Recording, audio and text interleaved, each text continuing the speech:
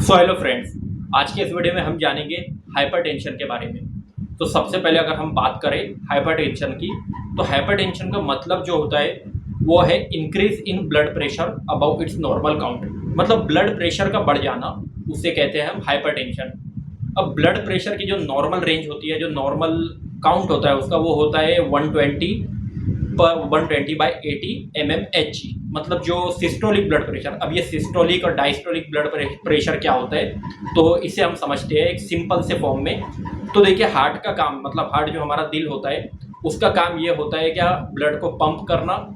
और जब blood pump करता है, तो पंप जब करता है तो ब्लड ऐसा सिकुड़ जाता है, हार्ट ऐसा सिकुड़ जाता है, जिसको कहते हैं हम सिस्टोल, जिसके कारण पूरा ब्लड हार्ट से बाहर हो जाता है।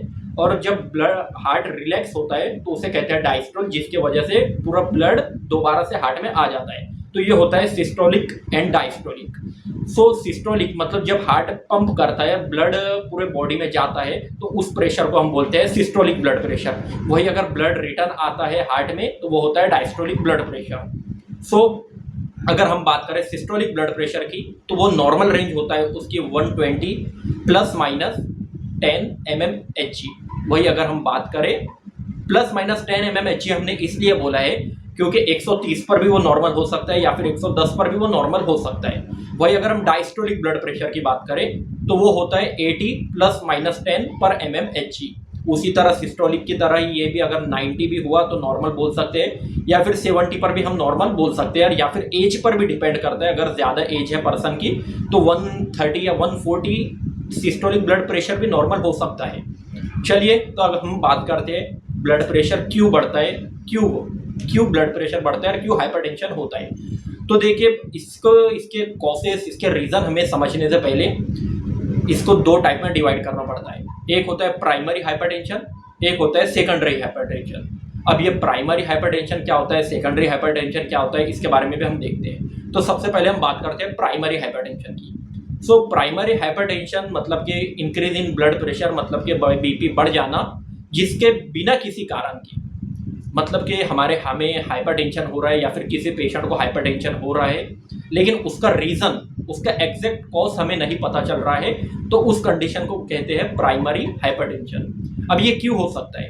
अब इसके पीछे मोस्टली अगर देखा जाए तो जेनेटिक फैक्टर्स होता है। जेनेटिक फैक्टर मतलब कि अगर बात करें, जेनेटिक फैक्टर फैमिली से आना, मतलब अगर पेशेंट के फादर या मदर या फिर ग्रैंडफादर ग्रैंड मदर को ब्लड प्रेशर की प्रॉब्लम है, हाइपरटेंशन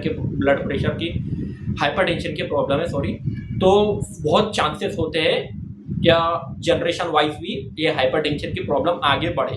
तो ये होता है प्राइमरी हाइपरटेंशन। वही अगर बात करें सेकेंडरी हाइपरटेंशन की, तो सेकेंडरी हाइपरटेंशन जो किसी डिसीज के कारण हो सकता है। अगर मोस्टली बात करें तो या फिर कोई कैंसर का पेशेंट रहता है, उसका ब्लड प्रेशर इंक्रीज होता है, तो ये हो गया सेकेंडरी हाइपरटेंशन। या फिर हम अगर देखें कोई पर्सन डिसीज सफ़र कर रहा है, बहुत क्रॉनिक डिसीज, मतलब कि लंबे समय से किसी बीमारी से जुड़ा है, तो उसका भी हाइपरटेंशन, उसका भी ब्लड प्रेशर बढ़ा हुआ रहेगा, जिसे कहते हैं हाइपरटेंशन। तो ये होता है सेकेंडरी हाइपरटेंशन। सेकेंडरी हाइपरटेंशन मतलब किसी दूसरे कारण से, किसी दूसरे बीमारी की वजह से ब्लड प्रेशर बढ़ना, इसे हम कहते हैं सेकेंडरी हाइपरटेंशन। वही अगर हमने प्राइमरी हाइपरटेंशन देखा, प्राइमरी हाइपरटेंशन मतलब हाइपरटेंशन हो रहा है, पेशेंट को बीपी बढ़ रहा है, उसका बीपी बहुत बढ़ रहा है, ऐसा भी नहीं कम बढ़ रहा है, कम से कम 160 180 तक उसका सिस्टोलिक ब्लड प्रेशर पहुंच रहा है, लेकिन उसका कॉज, उसका कारण हमें पता नहीं चल रहा है, तो ये होता है प्राइमरी हाइपरटेंशन। वही हमने सेकेंडरी हाइपरटेंशन की भी बात कर ली है, किसी डिसीज के कारण या किसी अदर बीमारी के कारण जो हाइपरटेंशन हो रहा है, ब्लड प्रेशर इंक्रीज हो रहा है, उसे कहते हैं सेकेंडरी हाइपरटेंशन। अब अगर बात करें कि हाइपरटेंशन में आपको सिम्टम्स क्या देखने को मिलते हैं, पेशेंट क्या फील करता है जब उसका ब्लड प्रेशर बढ़ा हुआ होता है या फिर इंक्रीज हुआ रहता है, तो जो सबसे पहले इसमें से कुछ सिम्टम्स हम आपको बताएंगे, लेकिन जो मोस्टली कॉमन सिम्टम्स होता है वो होता है हेडेक। हेडेक मतलब पेशेंट के सर में बहुत ज़्यादा दर्द होता है अगर उसका ब्लड प्रेशर बढ़ा हुआ है। किसी पेशेंट को नौशिया या वोमिटिंग भी हो सकती है, मतलब कि उल्टी, मचलाहट, या फिर पेशेंट को डिजीनेस हो सकती है, चक्कर आ सकते हैं, और भी पेशेंट को वीकनेस लग सकती है, किसी काम करने में मन नहीं करता, पाल्पिटेशन होती है, मतलब दिल बहुत ज़ोर से धक धक करता है, जिसे हार्ट रेट इंक्रीज, ट्रैकीकार्डिया कहते हैं। तो ये सब सिम्टम्स हो सकते हैं ब्लड प्रेशर के, या फिर ब्लड प्रेशर इंक्रीज होने के, हाइपरटेंशन के। वही अगर हम बात करें कि क्या प्रॉब्लम क्या हो सकती है अगर कोई पेशेंट बहुत सालों से या फिर बहुत महीनों से उसे हाइपरटेंशन है, जिसे कहते हैं हम क्रोनिक हाइपरटेंशन, इससे सफ़र कर रहा है, और अगर वो उसको इस मेडिसिन नहीं लेता, कंटिन्यू उसे उसका ब्लड प्रेशर बढ़ता रहे, तो इसकी वजह से बहुत से डिसीजेस या बहुत से कॉम्प्लिकेशन हमें देखने को मिल सकते हैं। जैसा कि सबसे पहला जो है तो किडनी फेलियर हो सकता है। जी हाँ, किडनी फेलियर अगर किसी पर्सन का बहुत समय से ब्लड प्रेशर इंक्रीज आ रहा है और उसका वो ट्रीटमेंट नहीं करवा रहा है, तो उसके किडनी फेलियर होने के चांसेस बहुत ज़्यादा बढ़ जाते हैं। वही अगर हम दूसरी बात करें तो दूसरी एथेरोस्क्लेरोसिस हो सकता है। मतलब एथेरोस्क्लेरोसिस मतलब कि ब्लड वेसल आपका डैमेज हो सकता है, उसमें फैट डिपोजिशन हो सकता है, जिसके कारण आपको हार्ट रिलेटेड डिसीज बहुत हो सकते हैं, जैसा कि हार्ट अटैक हो सकता है, कार्डियक फेलियर हो सकता है, और भी बहुत सारे हार्ट रिलेटेड डिसीज हो सकते हैं। तो चलिए अब बात करते हैं हाइपरटेंशन ट्रीट कैसे कर सकते हैं। अगर हम विदाउट मेडिकेशन की बात करें अगर, तो सबसे पहले जो हमें प्रिवेंशन करना होगा वो है सॉल्ट टेकिंग को रिड्यूस करना होगा। मतलब कि नमक हमें बहुत कम खाने में उपयोग या इस्तेमाल करना होगा, क्योंकि सॉल्ट कंज्यूम से या फिर नमक कंज्यूम से, नमक खाने से ब्लड प्रेशर बढ़ता है। अब वो क्यों बढ़ता है इस पर हम कभी डिटेल में एक वीडियो बनाएंगे। अभी के लिए सिर्फ इतना है कि आपने नमक अवॉइड करना पड़ेगा।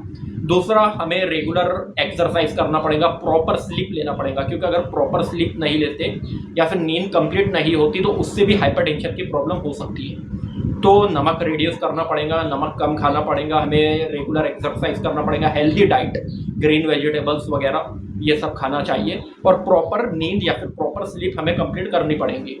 सो ये होता है प्रिवेंशन ऑफ हाइपरटेंशन।